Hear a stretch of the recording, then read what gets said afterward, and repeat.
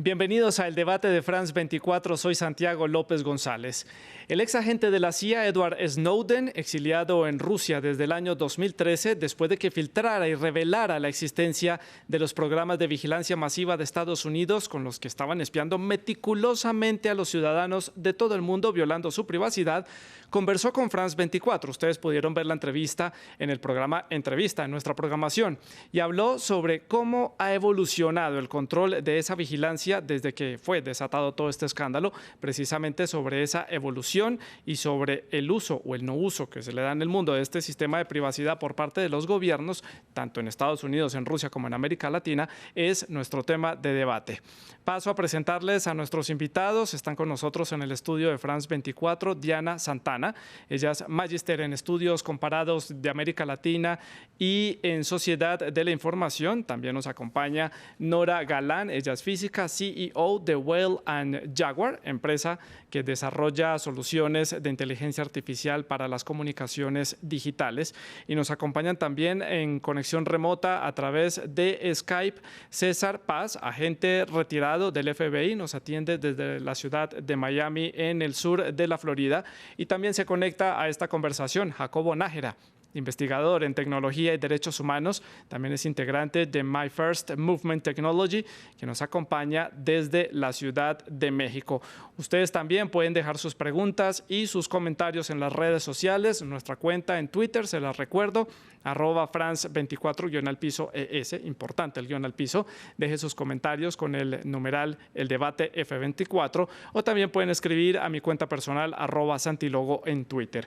Pues ya tenemos el tema, tenemos a los invitados, podemos comenzar con el debate. Yo quiero comenzar entonces con las mujeres que tengo aquí en el estudio y comienzo preguntándole a Diana, ¿nos siguen espiando después de todo de este revolcón que hubo a nivel mundial después de que Edward Snowden diera estas declaraciones y empezara a ser perseguido en Hong Kong y llegara finalmente a un exilio en Rusia? Absolutamente.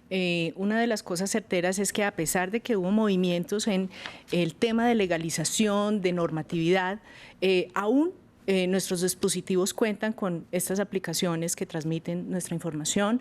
Todavía hay permisos a partir de los acuerdos que tienen nuestros centros de inteligencia, nuestras agencias de inteligencia internacionales, porque pues parte de esa cooperación internacional en seguridad hace que esta información fluya. Y eso es lo que concretamente podríamos decir. Aún seguimos siendo espiados. Por este lado, Nora, ¿algo que complementar? ¿Nos siguen espiando los gobiernos de nuestros respectivos países? Sí, pues sin duda, como dice Diana, nos siguen espiando. Yo creo que lo que ha pasado después de todo lo que reveló Snowden fue que legalizaron las formas de hacer monitoreo.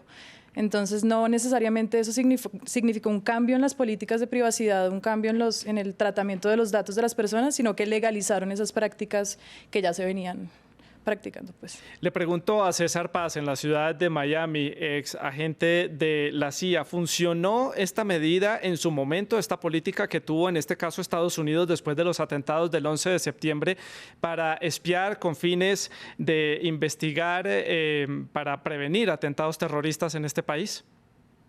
Muy bien, muchísimas gracias por la invitación. Buenas noches a todos. Quisiera, en primer lugar, aclarar que las opiniones mías son basadas por la Constitución, leyes estatales, leyes federales, etcétera. Son opiniones políticas. Entonces me voy a regir por lo que dice la ley. La ley en el año 2002 decía que podíamos espiar a muchísimos lugares en el mundo, pero era una ley que fue emitida bajo la autoridad otorgada por el presidente Bush, bajo el artículo 2. De modo que decir espiar da lugar a especulación. Es espionaje, absolutamente, pero es un espionaje legal. El Congreso de Estados Unidos lo sabía porque han habido programas desde hace muchos años atrás que son programas de monitoreo. Estados Unidos tiene los enemigos más grandes que cualquier otro país pueda tener. Y es necesario seguir con la vigilancia, con la ejecución de estos programas, y no solamente con la ejecución de ellos, pero también salvaguardar estos programas para poder combatir actos terroristas. Señor Jacobo Nájera, en la Ciudad de México le traslado estas dos preguntas. ¿Nos siguen espiando? ¿Se ha reducido esta capacidad de espionaje o de investigación, digámoslo así, por parte de los gobiernos? ¿Y dio resultado esta medida en su momento? Bueno, en primer lugar, todo lo que es el momento que le llamamos post-Snowden, en definitiva, pues hemos tenido condiciones políticas para discutir más sobre lo que significa la vigilancia para los derechos humanos y qué tipo de injusticias pueden existir alrededor de. Más bien, hay las diferentes industrias asociadas alrededor de la vigilancia, se han adaptado a nuevas formas de regulación, han caminado, digamos, en diferentes rumbos. El caso específico, por ejemplo, de América Latina, pues hemos visto un crecimiento importante de industrias que se dedican a la vigilancia y que también, digamos, este tipo de tecnologías que desarrollan estas industrias, pues son adquiridas, los productos que generan estas industrias son adquiridos por agentes del Estado y por gobiernos como el mexicano y como algunos otros, ¿no? en América Latina. Lo que hemos visto sobre todo es el abuso de este tipo de tecnologías en América Latina, y hemos visto efectos sobre todo en libertad de expresión. Eso es más o menos el contexto que se puede leer desde América Latina. En términos de si ha funcionado o no ha funcionado, hemos visto más bien un uso desproporcionado, sí, y hemos visto medidas que han tenido efectos sobre la libertad de expresión en la región. Pues precisamente Edward Snowden, en la entrevista que concedió a nuestra cadena France 24, habla de esas leyes, de cómo estas leyes han entrado, digamos, a legitimar ese permiso para los gobiernos para poder vigilar a sus ciudadanos. Estas fueron sus palabras. Lo que hemos visto son cambios en las leyes en Estados Unidos y en otros países alrededor del mundo también. De hecho, para tratar de legitimar la vigilancia al ponerla sobre una base legal más sólida. Particularmente en Estados Unidos, por ejemplo, la NSA y su programa de vigilancia masiva con respecto a los registros telefónicos que antes tenía el gobierno, recolectando los registros telefónicos de todos y almacenándolos dentro del gobierno, así que el gobierno podía escudriñar y mirar todo lo que quisiera.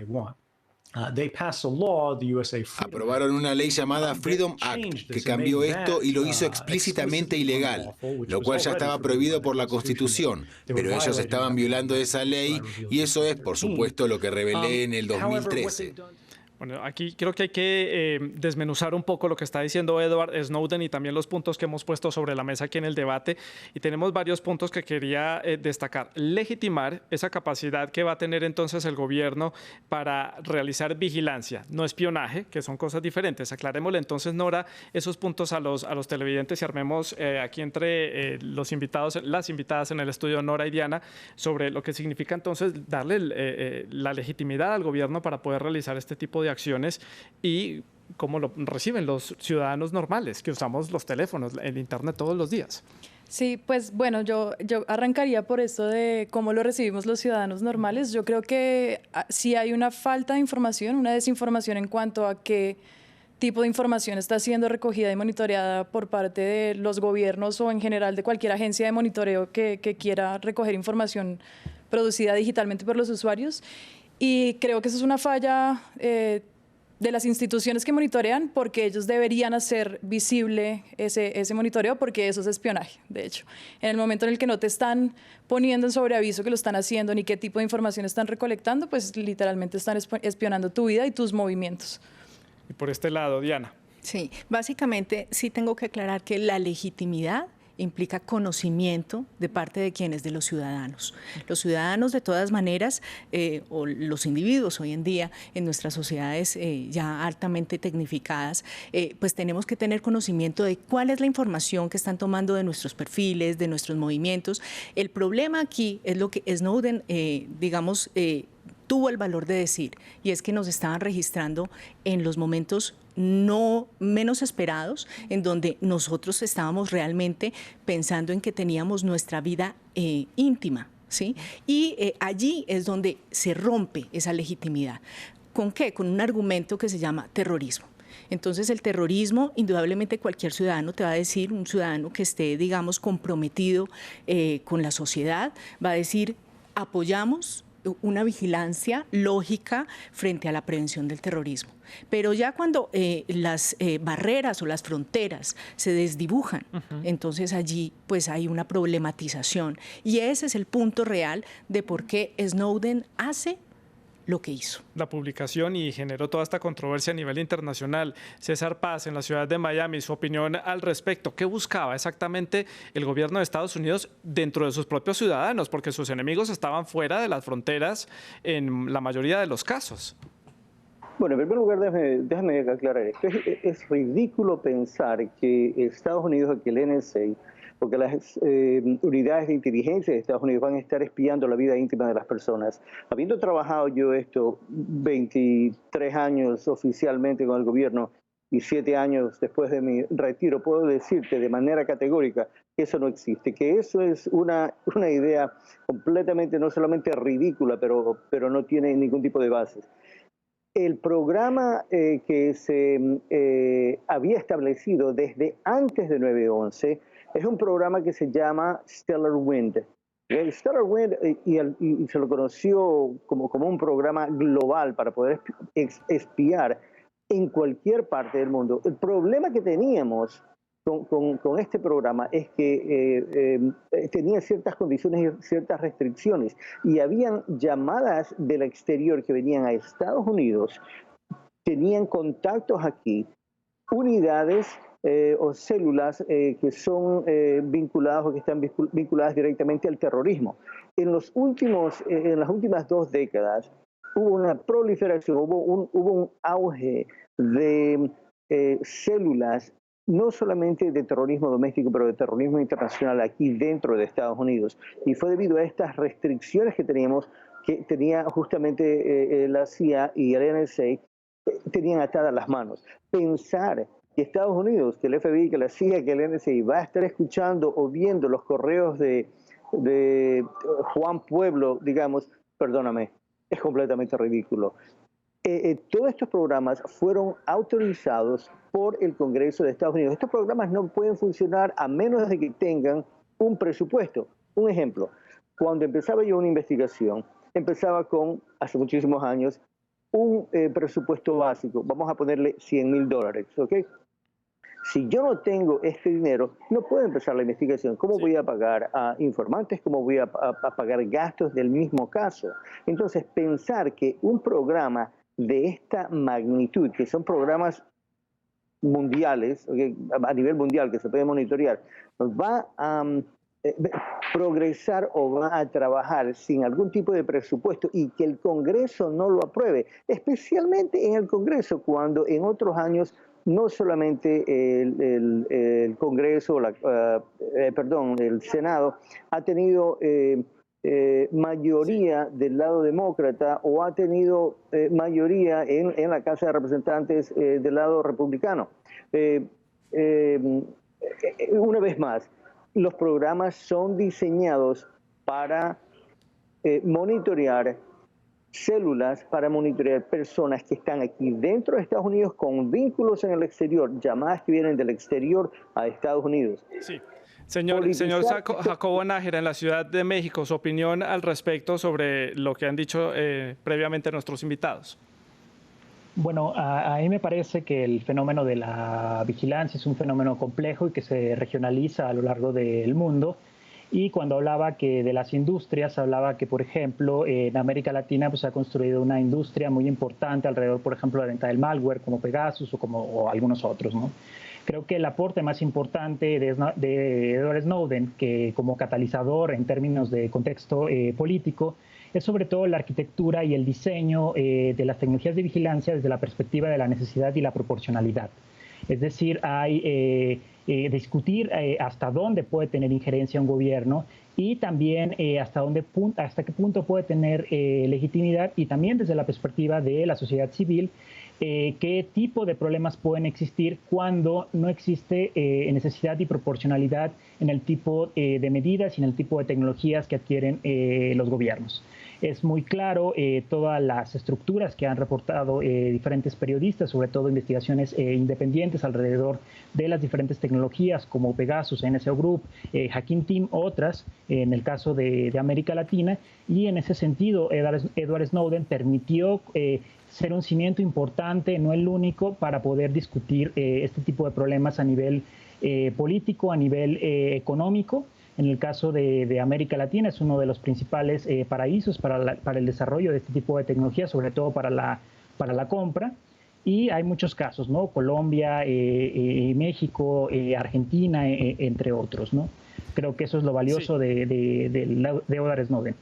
Antes de pasar a hablar específicamente del caso de América Latina, quiero invitarlo, Jacobo, para que escuchemos también las palabras de Edward Snowden en su entrevista, la que nos concedió a France 24 en torno a este tema. Así que en términos de lo que significa para la persona promedio, el gobierno sigue espiando básicamente a todas las personas que quiere y a una escala bastante extrema. Pero ahora tenemos un poco más de participación de los jueces. Es un avance, pero por supuesto está lejos de ser suficiente. Un poco más de participación de los jueces. ¿Qué podemos interpretar de estas palabras y qué tan blindados pueden estar entonces los ciudadanos teniendo entonces este marco legal? Le pregunto a Diana. Pues básicamente ahí tendríamos que decir que los sistemas de justicia indudablemente tratan, por un lado, de poner en una balanza pues esos valores, digamos, que van unidos a los derechos de las personas e indudablemente las prioridades que puede tener la vigilancia, el seguimiento, el hecho de que también busquemos tener en este mundo globalizado mayor conectividad, mayor conexión y por supuesto que digamos que tomar ese riesgo también a nivel jurídico significa muchas veces pues un peso para los mismos legisladores cuando tienen que tomar decisiones. ¿Y cómo determinar esa delgada línea de la privacidad de los ciudadanos y el interés nacional? Es que es muy complicado llegar a dimensionar ese límite entre las dos cosas. Sí, pues yo creo que cualquier ciudadano que esté interesado en el bienestar de su nación también estaría interesado en aportar a ese bienestar, y eso no significa que tenga que estar siendo a escondidas o sin conocimiento de lo que está siendo recolectado por parte de las entidades de vigilancia. Creo que lo que en serio, en realidad a mí me parece súper importante es que las personas tengan la capacidad de decidir si lo quieren hacer o no, o por lo menos de saber qué tipo de información está siendo recolectada. Y eso, sin duda, Snowden cambió el panorama cuando salió revelando toda la información que reveló, porque lo que hizo fue ponernos en la cara eso. Y la mayoría de las personas no sabían que ese tipo de cosas ocurrían y por lo menos lo puso en el debate público. Antes de darle paso a César y a Jacobo, que están con nosotros en conexión remota, quiero hacer la ronda a la inversa, empezar por este lado, Nora, preguntándole por el caso de América Latina. ¿Cómo están entonces los países? Ya Jacobo tocaba algunos casos en México, en Argentina y en Colombia, pero ¿cómo está la región después de que fueron instauradas estas leyes en países como Rusia, Estados Unidos y Canadá? Sí, pues yo he visto un cambio en las políticas de privacidad y de tratamiento de datos personales, sobre todo desde que la Unión Europea sacó la última regulación que sacó hace poco. Ahí he sentido que hay un cambio como a intentar proteger más los derechos de la privacidad digital, sobre todo. Pero, sin embargo, creo que son leyes que siguen estando muy distantes de la ciudadanía. Son cosas que, pues, por lo general la gente se las salta porque son muy largas, muy difíciles de leer, y todos terminamos aceptando los términos de uso. Lo único que hacemos es decir sí acepto y no sabemos a qué estamos aceptando.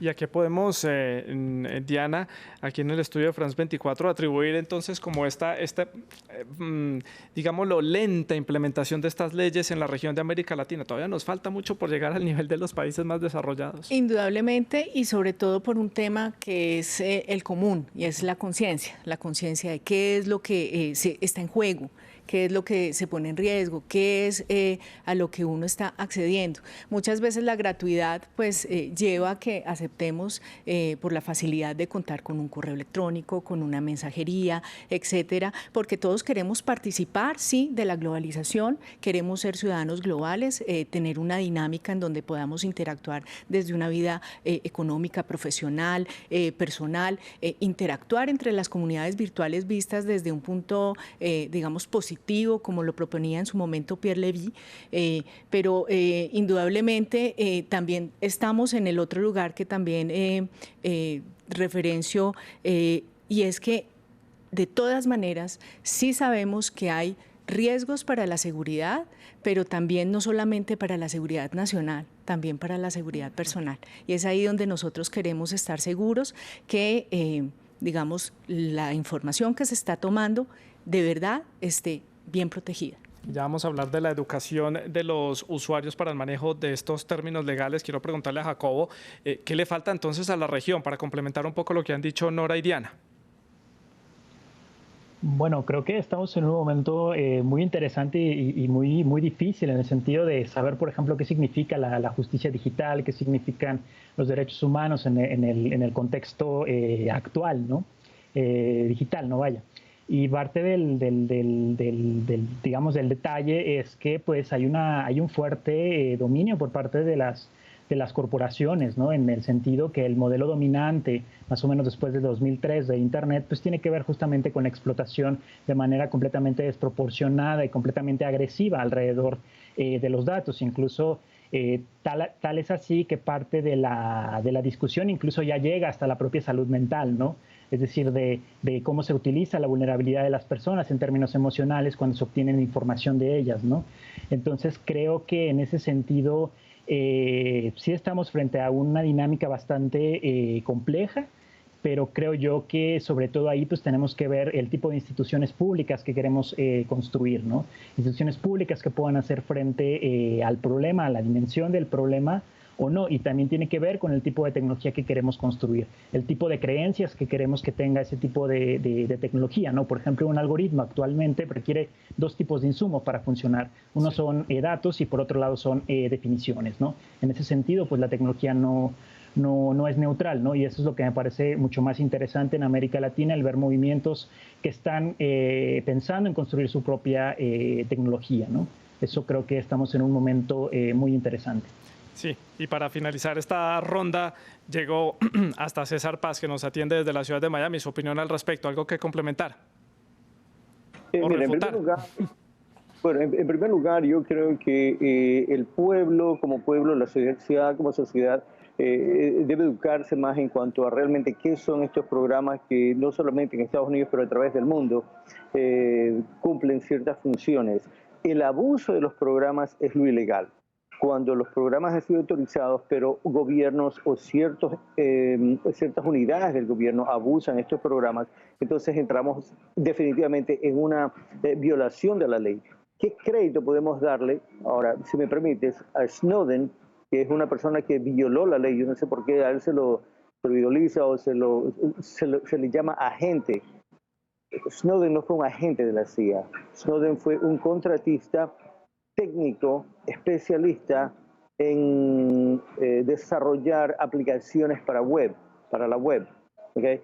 Él no fue agente, robó información y la hizo pública, filtrando y haciendo mucho daño a Estados Unidos, a los programas de inteligencia de Estados Unidos. Lo mismo ha ocurrido en otros países. Entonces tenemos que enfatizar no solamente la educación del pueblo, pero también al mismo tiempo asegurarnos que las personas que trabajan en estas instituciones de inteligencia no se dejan llevar por vientos políticos o ideologías políticas para el cumplimiento del deber, porque deben existir chequeos y balances, así como lo hay aquí en Estados Unidos. Recordemos que cuando hubo 9/11, cuando vinieron los ataques, el presidente de los Estados Unidos, ni él, en esa época el señor Bush, ni él estaba consciente o estaba al tanto de todos los poderes que él tenía. Y bajo el artículo 2, el presidente Bush pudo ejecutar la orden que los abogados del Consejo Legal recibieron para poder desarrollar un plan. Y este plan era justamente el plan que lo implementaron por varios años, que muchas personas del gobierno, basado en ideologías políticas, pensaban que no era legal. En realidad fue autorizado. Tenemos que educar a todos. Sí, señor César Paz, le pregunto sobre la ley, una ley similar que fue implementada en Rusia por el gobierno, la ley Yarovaya, que expande ampliamente los poderes del Kremlin con un endurecimiento del control sobre los ciudadanos y una limitación de esos derechos civiles que son garantizados en la Constitución de la Federación de Rusia. ¿Ese puede servirle a usted desde su punto de vista como exfuncionario de la CIA como uno de los casos en los que el gobierno tal vez se está pasando un poco con los ciudadanos? Pienso que cada vez, y no importa, y una corrección, pero soy un ex agente del FBI. Sí. Eso puede suceder en cualquier gobierno. Pienso que deben existir una vez más chequeos y balances para que este tipo de abusos no se cometan, porque la privacidad de las personas, del pueblo en general, y aún la privacidad de aquellos que están violando la ley es primordial.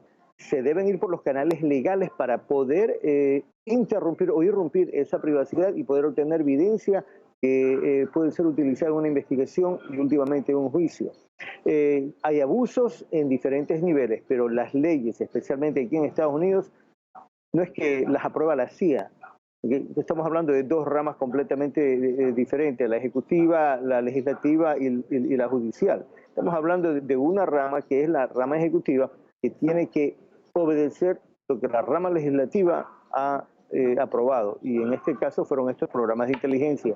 El señor Snowden, una vez más, en mi opinión, él violó la ley, muchos lo idolizan, muchos creen que él ha hecho mucho beneficio. En realidad no tienen absolutamente... Señor César Paz, le pido por favor que sus respuestas sean un poco más cortas para darle paso y la oportunidad a todos los invitados para que hablen. Vengo acá al estudio con Nora y con Diana para que hablemos de esta ley aprobada en Rusia, una ley muy criticada a nivel internacional que le da potestad al gobierno para acceder a todas las conversaciones telefónicas de los ciudadanos, a todos los correos electrónicos y a las líneas telefónicas en un país de casi 135 millones de habitantes. ¿Cómo recibe uno desde su punto de vista esta ley tan restrictiva que muchos la han calificado como una de las leyes más duras desde la caída de la Unión Soviética? Diana. Pues lo primero que tendría que decir es que la responsabilidad de los países del primer mundo, de estas grandes potencias a nivel judicial, como ejemplo de manejo de la información digital, pues nos hacen temer grandes inquietudes a los países latinoamericanos, porque evidentemente, como se había mencionado, todavía somos débiles nosotros en este marco legal, en esta construcción de lo que es el sistema de justicia digital, también hay que decirlo, y pues viendo estos ejemplos quedamos con inquietudes frente a qué puede pasar en nuestros países. Y el alcance que pueden llegar a tener los mismos países latinoamericanos teniendo estos ejemplos. Por este lado, Nora. Sí, pues igual yo quiero resaltar iniciativas que han surgido a raíz de esta problemática de la vigilancia, en particular en Rusia, que tienen vigilada toda la infraestructura del Internet y toda la infraestructura pues, de comunicaciones digitales. Lo que ha sucedido es que han empezado a salir redes pequeñas, redes más locales, que le permiten a la gente tener control sobre la información que comparten y que les permiten pues, en realidad tener libertad de expresión. Y eso también está ocurriendo mucho en Latinoamérica. Entonces es como saltarse esa red gigantesca que sabemos que está vigilada por el gran hermano, como están mencionando, sí. Y darle cabida a redes más comunitarias y más pues, propias de una economía colaborativa. Me quedan 5 minutos de programa. Quiero que toquemos el tema de la responsabilidad de los usuarios. Si nosotros somos verdaderamente responsables con el uso de la información que estamos dando, ponemos fotos, ponemos datos, números de tarjetas de crédito, datos personales todo el tiempo, ¿somos verdaderamente responsables? Le pregunto a Jacobo en Ciudad de México y ya vuelvo al estudio. Yo creo que sería ingenuo pensar que no existen desigualdades y sería ingenuo pensar que esas desigualdades no se ven reinterpretadas en el contexto digital, en el contexto de las tecnologías que conforman Internet, ¿no? En ese sentido, tenemos que voltear a ver qué tipo de comunidades están siendo marginadas incluso en el contexto digital, ¿no? Revisando, por ejemplo, la parte lingüística, de los derechos lingüísticos, que es un gran tema alrededor de la tecnología. Y en ese sentido me parece que desdibujar esa parte sería equivocado, ¿no? Sería pensar que se puede resolver un problema sin mirar dónde está parte del problema, ¿no? A nivel sistémico, a nivel arquitectura, Y en ese sentido, pues coincido con esta idea de que se mencionaba, por ejemplo, sobre las redes comunitarias, sobre los proyectos que buscan cierto grado de autonomía, de libertad. Y en ese sentido, creo que no podemos pensar que es una falta de conciencia, que no podemos pensar que solamente es un asunto meramente de pura conciencia, porque pues hay una arquitectura que sigue estando ahí presente, que es desigual y que tenemos que justamente atacarla desde las políticas públicas y desde diferentes frentes, no solamente desde la política pública. Vaya. Y César, en la ciudad de Miami, ¿somos suficientemente responsables con el manejo de la información? 50 segundos porque se me acaba el programa. No, yo no creo que somos responsables, nos ponemos demasiado en redes sociales, en internet, en cafés, en los teléfonos celulares aún no tomamos en cuenta lo que estamos haciendo, no tomamos precauciones. Sabemos que las redes sociales o las compañías que son dueñas de estas redes sociales, Facebook, Google, coleccionan información por millones de personas, de todo el mundo, suyas, mías y del resto de invitados y del resto de la sociedad. Entonces pienso que debemos ser conscientes de qué es lo que ponemos y más bien a ellos creo que debe existir algún tipo, a estas compañías se deben aplicar algún tipo de regulaciones porque es demasiado lo que saben, absolutamente. Y aquí en el estudio, Nora y Diana, ¿somos educados en el tema de la información cibernética? Pienso que vamos en camino a ir desarrollando esa educación. Creo que cada vez las generaciones vienen tomando, además de tener destrezas, pues están generando unas reflexiones más profundas. Y sí creo que todavía hay unos vacíos muy grandes en la reflexión social frente a lo que es, por ejemplo, la protección del periodismo, la protección y la labor que ejerce la libre capacidad de no solamente de expresión, sino también de información. Y es ahí donde también las instituciones entran a jugar un rol fundamental. Por este lado, Nora. Sí, no, nos falta más educación y sin duda son las instituciones las que tienen que poner o facilitar que lleguemos a ese nivel de conocimiento de qué es lo que está siendo vigilado. Quiero leer algunas de las respuestas que han dejado nuestros televidentes a través de las redes sociales a la pregunta: ¿cree que las revelaciones de Edward Snowden hicieron alguna diferencia?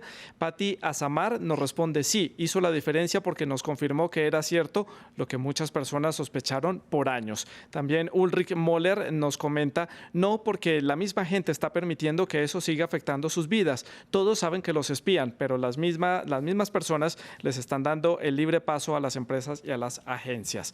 Es todo por el momento acá en el debate. Gracias a mis invitados en conexión remota y a mis invitadas acá en el estudio. Gracias por habernos acompañado. Siga con nuestra programación. Feliz noche.